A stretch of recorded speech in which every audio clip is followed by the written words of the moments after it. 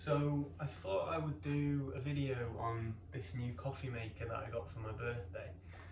And it's not so much really a coffee maker review, more than a kind of coffee maker sort of tutorial in a sense, because I didn't know how to use these coffee makers before I got it, and I always wanted one of these things, but I didn't actually know how to use them.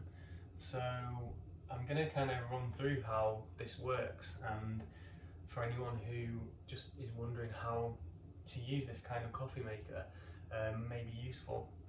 So the way this works is the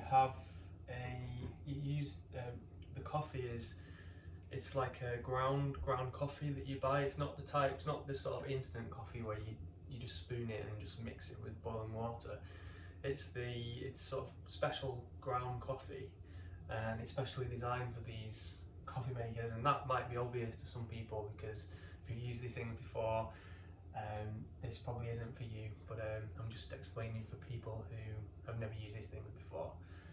So this comes with a scoop which looks like this, and what you do is you take this handle here, which you've probably seen people in Starbucks and places like that doing this, and I've never really thought about why they do this or how it works, but here it goes. Here it is. So you just take this off, you unscrew it like this, and then you have this thing which you've probably seen before in coffee shops, and you have this scoop. So you take the scoop and you scoop it into the coffee.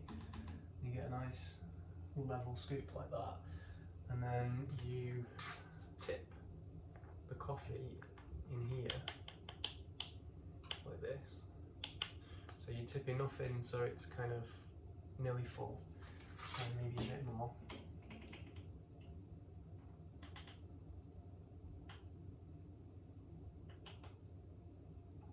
So that should be enough. And then you take the end of this, which is like a plunger thing, and then you just sort of push that down on there and level it out. So you get a nice kind of even surface like that. And then you take this, and then there's kind of like underneath here there's like a hole, and you have to fit in these notches with the hole, like line it up. So you just push this in under here, and that takes a bit of getting used to. And then you just turn this like this till it locks in. And then I should mention that before you do this, you have to actually, well, not necessarily before, but in any order you like, you take this water tank,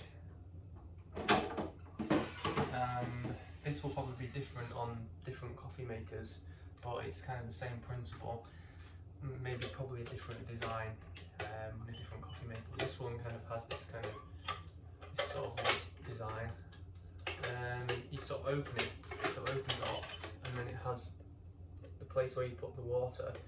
So you just fill the water up to the sort of top, if you like, and that's where the water comes from. And then you put that back in here, and then you lock that down, and then you just press the power button.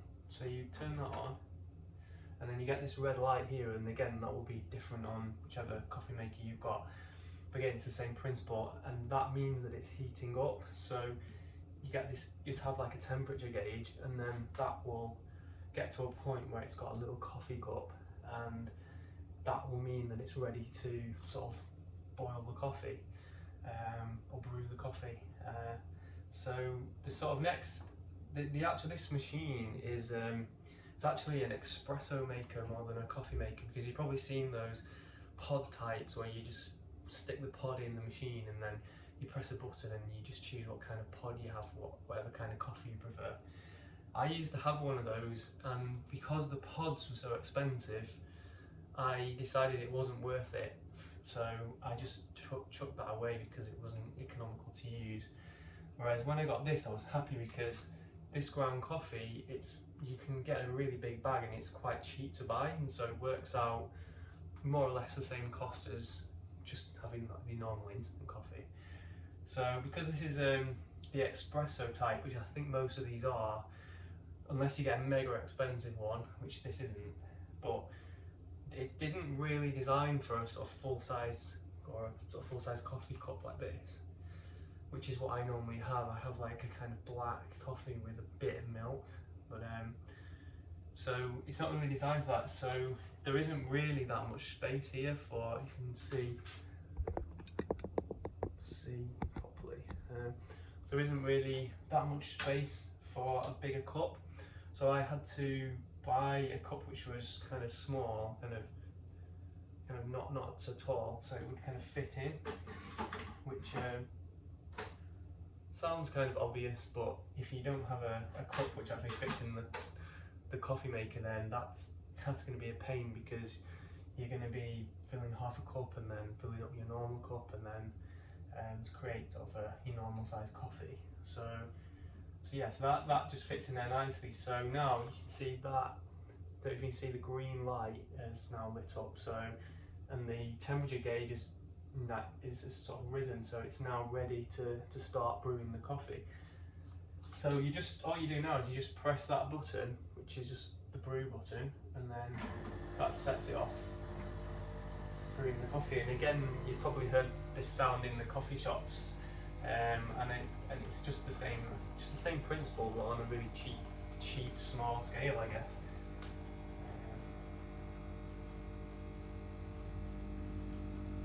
And then that will then fill the cup.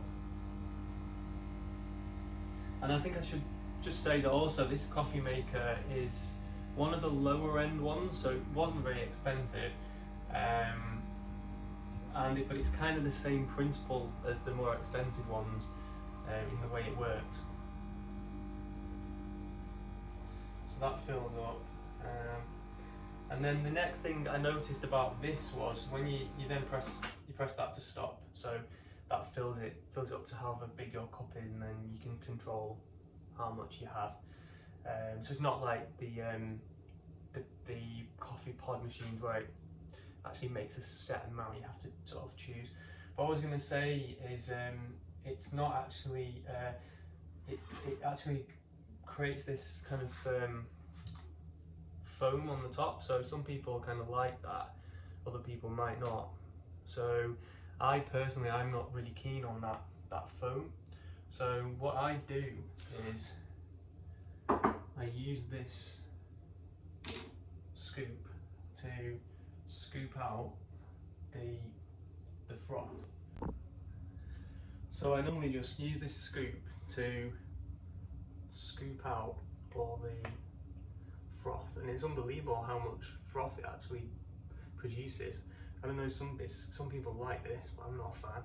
So I just use this to scoop it out, and literally half of the cup is just froth. So it's usually a bit of scooping out to do on each time, so you get rid of it all. And anyone who kind of likes that froth might not like it anymore now, just after seeing that. So apologies for that. But then you end up with kind of half a cup of actual coffee. So then I go back to the coffee maker and then press the brew button again and just fill up the other half of the cup until you get the amount of coffee that you want. After you've used it, maintenance, of course, with these things, which is another thing that kind of put me off with the previous ones that I've had, because some of them were difficult to clean. But this one, again, similar to the ones they have in the coffee shops, from what I've seen. So they take this off again. I have no idea what this is called, this thing, but I'm going to just call it the scoop. So you can remove this with the coffee which is used, and then you just, on this one, you have a little flip thing here, and so you just pop that up, and then because this bit comes out, and then you have to empty it into the bin. So you just tip this out, you just hold that, and then you just do it like so, and then that ends up empty. and then you can just rinse that out. So it's literally just rinse it under the tap. Once you've used it a few times, you'll start to get this residue in the collection tray here at the bottom. So this comes off, and again, a lot of the coffee makers work on the similar principle. You have this tray which collects. I've just managed to spill it everywhere.